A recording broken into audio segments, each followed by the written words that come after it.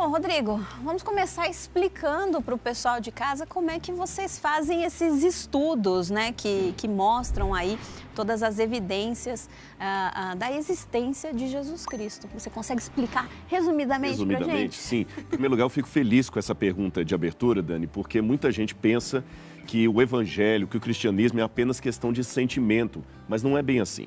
Falando em linguagem católica, você tem uma teologia múltipla que contempla a teologia mística, por exemplo, de Santa Teresinha de Jesus, mas você tem também o Ratio Studiorum, que é a teologia de Santo Tomás de Aquino, ou seja, o cristianismo comporta um lado da emoção, do êxtase, do contato com Deus e, ao mesmo tempo, da razão. Em outras palavras, crer também é pensar.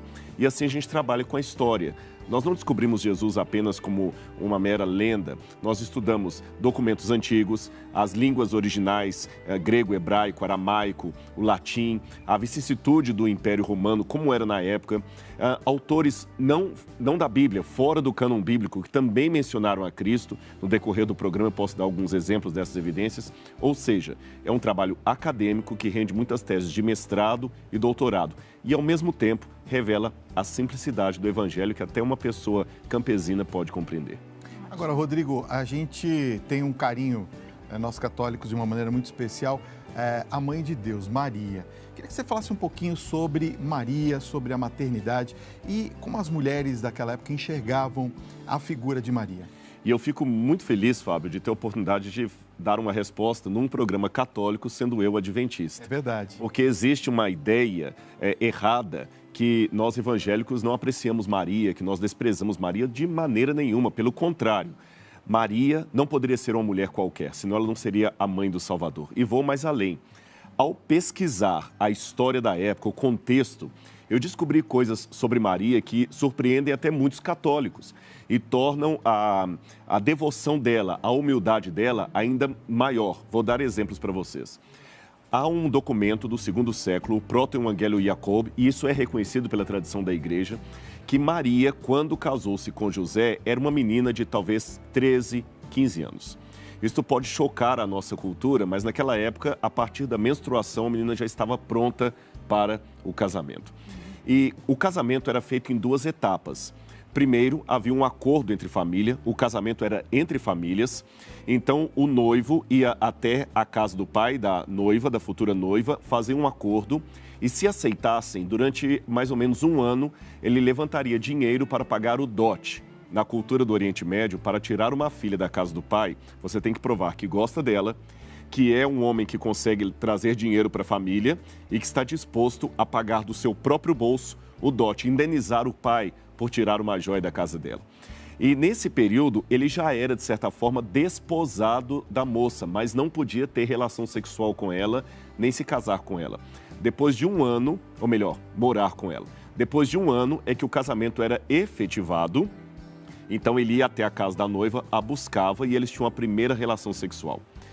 Curioso que Maria aparece grávida nesse ínterim, porque o Evangelho fala que ela já era despojada de José, mas não o havia conhecido. Ou seja, se ela aparece grávida, na época, ninguém acreditava na questão da virgindade de Maria. Nós cristãos acreditamos nisso, mas na época, uma menina de 13 anos, numa vila chamada Nazaré, que deveria ter... O padre Bagatti foi um arqueólogo italiano que ajudou a escavar ali Nazaré. E Nazaré tinha aproximadamente 300 a 600 pessoas. Isto muito, 300 é um número ideal para o tamanho da vila. Imagine a fofoca, imagine os olhares condenatórios, numa época em que uma mulher assim seria apedrejada. Maria sofreu muita discriminação na época, até que José, então, quando vem e recebe do anjo a incumbência que deveria recebê-la, porque o que estava no ventre dela era do Senhor, ele também arriscou a sua reputação. Na minha opinião, é por isso que Maria vai para a casa de Isabel, porque sustentar aquela gravidez em Nazaré não era coisa muito fácil. Por isso que ela foi para a casa de Isabel e ficou um tempo lá até que a criança pudesse nascer. Ou seja, Maria tinha naquele contexto tudo para ser rechaçada, rejeitada. E como uma pré-adolescente, ela podia ter questionado: Senhor, se eu vou ser a mãe do Salvador, por que as coisas estão tão difíceis? Muito bem, e você mesmo citou José e ele aparece muito nas leituras, né? Sempre acompanhando Maria. E nós gostaríamos de saber que exemplos ele traz, né? E quem foi esse homem de extrema importância nessa história. Interessante. Teologicamente falando, eu não posso chamar José de pai de Jesus. Maria era mãe de Jesus, mas José era o padrasto, porque não houve nenhuma participação biológica nele na geração de Jesus. Ela concebeu por uma obra, um mistério do Espírito Santo. Agora, o próprio fato de José querer se ocultar, fugir e deixar Maria sozinha, na visão ocidental parece um ato de covardia, mas não foi. Quando ele viu que ela estava grávida e, num primeiro momento, pensou que talvez Jesus seria filho de algum outro homem, que Maria teve um caso com outro homem, aliás, diga-se de passagem, Orígenes escreve uma apologia contra Celso, adversus Celso. Nós não temos a acusação pagã, mas nós temos a resposta de Orígenes. E pela resposta de Orígenes, nós descobrimos que havia um boato que Maria tornara-se amante de um soldado romano chamado Patera. Então você vê o tanto de vergonha, de fofocas, diz que Maria enfrentou. E quando José recebeu a notícia, olha, sua noiva está grávida, ele também se sentiu traído.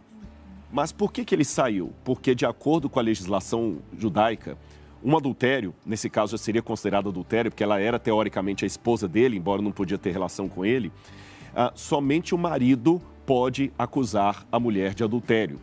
É como a velha máxima, sem cadáver não há crime. Então, se José sumisse do cenário, ninguém poderia acusar Maria de adultério. Ela não seria apedrejada, então seria uma maneira de poupá-la. E depois disto, quando ele aceitou recebê-la por uma revelação do anjo, diga-se de passagem, o anjo apareceu em sonhos para José, não para a comunidade. Ele tinha a revelação de Deus, os outros tinham apenas a palavra dele. Então foi um ato de fé muito grande. Não sei quando José morreu, mas tudo indica que ele cuidou de Jesus até uma certa idade. Quando Jesus já estava adulto, só aparece a figura dele e de Maria, já não aparece mais José. Provavelmente José já havia morrido nessa época. Coisa, não? É interessante isso, a gente perceber que são tantos itens, né, que a gente às vezes se perde um pouquinho, não entende direito como é que é na E permita-me dizer... Olha que naquela época não tinha internet, nem redes sociais, né? Mas já tinha a língua humana. Imaginou? E permita-me dizer só um detalhe a mais sobre Maria que me chama a atenção e repito, é um adventista que está dizendo isso para vocês católicos. O Evangelho de João nos conta algo muito interessante, que quando Jesus estava na cruz, Maria chegou até o pé da cruz. Maria Madalena, Maria, mãe de Jesus, outra Maria, a mulher de Clopas e João. E eu fico me perguntando por que Maria estava ali. Jesus, embora fosse o Filho de Deus, na cruz sofreu toda a dor e ele teve a angústia da ausência do Pai. Ele disse, Deus meu, por que me desamparaste? Jesus teve talvez até angústias de espírito e questionamentos. Por que eles me odeiam tanto? E naquele momento, na minha opinião, lendo o Evangelho de João, o Espírito Santo conduziu Maria e João até aos pés da cruz, para que Jesus, ao olhar para eles, lembrasse o motivo da sua dor. É por eles que eu quero que você morra. Eu quero que você morra por esses filhos amados que eu criei e precisam ser resgatados pelo seu sangue. Naquele momento, Maria, silenciosa, chorando, foi o argumento que Jesus precisava para continuar.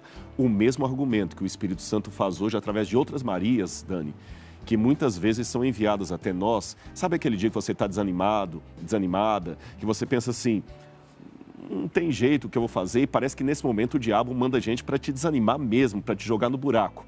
Aí Deus manda lá uma Maria, talvez na figura de uma senhorinha muito simples, que fala assim, olha, muito obrigado, porque o programa de vocês me ajudou a continuar na fé. Deus está novamente mandando Marias até o nosso Calvário para nos animar e nos lembrar por que nós devemos continuar. Coisa linda. Daqui a pouco a gente quer falar sobre a questão dos Reis Magos, alguns itens que nós temos no presépio e que nos remetem ao momento do nascimento de Cristo. Correto. Mas eu queria falar sobre um item antes, que é a questão da estrela guia. Os Reis Magos se guiaram por uma estrela guia. nós temos evidências, nós podemos checar essa história como verídica e saber que essa estrela de fato existiu, Rodrigo? Bom, nós temos fragmentos de história passada. Isso é importante que o telespectador em casa entenda, que eu não tenho um quadro completo do que aconteceu. Seja da arqueologia bíblica, se eu estivesse falando aqui da história de Roma, dos egípcios, da Mesopotâmia, são fragmentos de história. São milênios, muita coisa se perdeu, mas esses fragmentos me dão pistas interessantes para levantar um quadro ainda aqui hipotético. Nós temos o calendário de Sipar, na Babilônia, que é um calendário astronômico, e menciona algumas conjunções de planetas que geraram algum tipo de brilho que na Terra foi interpretado como sendo algum sinal especial. Que os romanos também sabiam que uma estrela anunciaria o nascimento de um Salvador, é claro, porque o próprio Júlio César, ao morrer, teve um cometa que ficou visível ao céu e eles aproveitaram isso para dizer que aquela estrela anunciava o nascimento de Augusto. E o nascimento de Augusto, pasmem, é registrado no calendário de Priene, na Turquia, como sendo o grande evangelho do mundo. O que eu descubro disso? Que havia, mesmo fora de Israel, alguma profecia, ela é testemunhada por Tácito, Suetônio, que dizia que o Salvador, o Filho de Deus, nasceria fora da Bíblia e que ele seria prenunciado por uma estrela. Quando os evangelistas vão contar a história de Jesus, é como se dissessem aos seus companheiros: este é o verdadeiro evangelho e não aquele segundo César. Os magos vêm do Oriente, talvez da Pérsia, vamos falar deles depois, e eles provavelmente sabiam que essa estrela anunciava o nascimento do Messias e talvez, tendo algum contato com as escrituras cristãs, ou própria profecia de Balaão, que fala que uma profecia, uma estrela procederia de Jacó, eles sabiam que ali nasceria o Salvador. E repito, há evidências fora da Bíblia que havia o aguardo de um Salvador, do Filho de Deus que viria ao mundo. Deus não deixou o mundo sem advertência. Agora, vamos falar um pouquinho de onde ele nasceu, a cidade, né? A gente tem comprovações históricas de que, de fato, ele nasceu ali, de que ele andou por aquelas terras? Infelizmente, sobre Belém, a comprovação arqueológica é muito tardia. O que nós temos ali é do período bizantino. Foi quando Helena, mãe de Constantino, andando pela Terra Santa, na época palestina, ela acabou demarcando alguns lugares de acordo com a tradição que recebia ali. Aí você tem a Igreja da Natividade, com algumas grutas que os guias mostram como sendo um lugar possível que Jesus nasceu. Ali tem uma estrela que marca o lugar onde Maria teria colocado Jesus e outro, mas você sabe que o próprio Vaticano não marca um X, como fala assim, isso aqui foi realmente nesse lugar. O que tem ali é um símbolo de fé, que os católicos e ortodoxos vão lá. Eu digo ortodoxos porque a Igreja da Natividade tem uma parte que pertence à Igreja Católica, uma parte que é da Igreja Copta e uma parte que é da Igreja Ortodoxa grega. Então há essa divisão ali do local. Nós temos no Campo dos Pastores algumas grutas que realmente são milenares e os pastores cuidavam dos seus rebanhos ali mesmo. Por que Belém tinha pastores com rebanho? Belém, ou Betlehem, como diz em hebraico, Betlehem, a casa do pão, era o local onde as ovelhas que iam ser apresentadas no templo em Jerusalém eram preparadas. Não podia ser qualquer ovelha sacrificada no templo. Então as ovelhas vinham da cidade de Belém. Então os moradores de Belém eram, na sua maioria, pastores que eram a ralé, se eu posso dizer assim, das profissões de Israel naquela época. Não eram muito bem conceituados. Jesus nasceu no lugar mais humilde que poderia nascer. E também cumpriu a profecia, porque o rei Davi também era oriundo de Belém. Muito bem. Bom, tem uma outra característica também, né, Rodrigo, que a gente sabe que Jesus realmente nasceu numa manjedoura. A gente sabe que a manjedoura é um item de um estábulo, né? Então isso remete a gente a acreditar que Jesus nasceu então num estábulo. É real essa questão da manjedoura? É real e é mais forte do que os quadros que nós conhecemos de Caravaggio ou do próprio presépio. Eu vou explicar para vocês como é que era uma casa judaica daquele tempo. E para falar isso, é bom que nós lembremos uma coisa. José foi para Belém porque ele era de Belém e o recenseamento mandava a pessoa voltar para a casa dos seus ancestrais, correto? Okay. Na cultura do Oriente Médio, você tinha a obrigação moral de receber em casa os seus parentes. Então raciocine comigo. Se Jesus nasceu num estábulo de um hotel qualquer, porque é isso que muita gente pensa, que José começou a bater na porta de hotel por hotel e estava tudo fechado, Até que o dono de uma estalagem deu um lugar lá para ele ficar com os animais. Mas isso não faz sentido, porque se José era de Belém, ele deveria ir para a casa de parentes. Se Jesus estava no porão de uma estalagem, por que os pastores não levaram Jesus para a casa deles? Isabel e Zacarias moravam em Jerusalém, ali perto, em alguma região ali, por que não levou para lá? É estranho isso. Esquisito, né? E os magos, quando vêm também, Jesus ainda está lá no local onde ele nasceu, embora já tinha passado 2 anos. E por que os magos deixaram lá? A resposta é simples. Jesus nasceu não no porão de um hotel da época, mas de uma casa. É porque a palavra para estalagem ou para hospedaria, que aparece no Evangelho de Lucas, onde fala que Maria deitou Jesus numa manjedoura porque não havia lugar para eles na hospedaria, é diferente, é catalúmena, é diferente da palavra hospedaria que aparece na parábola do bom samaritano. Quando a parábola diz que o bom samaritano ajudou o homem e o levou até a hospedaria, a palavra que está no grego é diferente do início do evangelho, quando diz Maria o deitou numa manjedoura porque não havia lugar para eles na hospedaria. O que era a hospedaria? Ali no início do evangelho de Lucas, não é um hotel, é um quarto de hóspedes que havia nas casas. E quando você recebia alguém, você deveria colocá-lo no quarto de hóspedes, que é traduzido por hospedaria. Aí agora eu posso fazer perguntas às entrelinhas do Evangelho. Então, se essa hospedaria para a qual não havia lugar para Jesus não era um hotel qualquer, mas era um quarto de hóspedes, por que não havia lugar para Maria e Jesus ali? Isso indica que eles estavam, sim, na casa de parentes. Mas a notícia que já chegara lá das fofocas, olha, José acabou pegando essa menina, Maria, 13 anos, 15 anos, como mulher, mas tem uma história mal contada de uma gravidez aqui, ninguém está engolindo isso. E o pessoal recebeu José e Maria em casa. Mas sabe quando alguém recebe você, mas com má vontade? E você percebe, olha, eu vou te colocar aqui no quartinho da empregada, você não repara não, e você descobre ela falando com o outro assim, olha, não vamos dar bolacha para eles, não, guarda essa bolacha mais cara aqui, dá o pão mesmo de padaria. Foi uma humilhação. José e Maria foram recebidos por parentes, mas de maneira bem humilhante, porque a pior humilhação é aquela velada. E por que José aguentou aquilo e não foi embora? Talvez eles não tinham outro lugar para ir, porque voltar para Nazaré era colocar Maria numa situação muito caótica. E José talvez quis continuar morando em Belém, por isso que ficou até 2 anos depois lá, só fugiu por causa do problema com Herodes. Ou seja, Jesus foi recebido em casa de parentes e por humilhação ele ficou na manjedoura. E por que a manjedoura? É que as casas judaicas, na parte de baixo, é onde ficavam os animais. 2 ou 3 ovelhas, um jumento, eram os animais da família.